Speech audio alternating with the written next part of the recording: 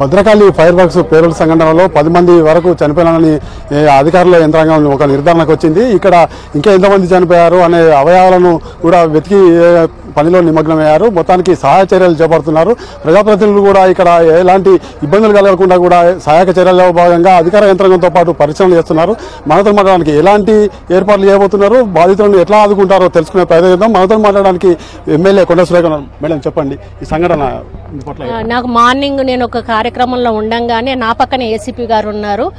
వారికి ఫోన్ రాగానే హుటాహుటిన వారు సంఘటన స్థలానికి ఇట్లా జరిగిందని రావడం జరిగింది.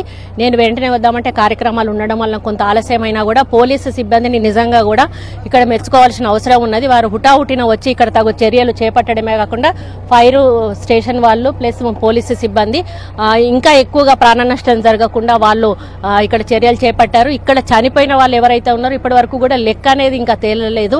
మరి ఎంతమంది పనిచేస్తా ఉన్నారు, బయట నుంచి కొనుక్కోవడానికి ఎంతమంది వచ్చారు, మరి ఎంతమంది పూర్తిగా వాళ్ళు చనిపోయినారు అనేది ఇంకా పూర్తి లెక్క తెలియలేదు. కొంతమంది ఇంజురీస్ అయిన వాళ్ళను కూడా హాస్పిటల్కి షిఫ్ట్ చేయడం జరిగింది. అందులో కూడా కొంతమంది చనిపోయారని పోలీసు వాళ్ళు చెప్పడం జరుగుతూ ఉంది. మరి ముఖ్యమంత్రి గారు కూడా దీని మీద ఆరా తీయడం జరిగింది.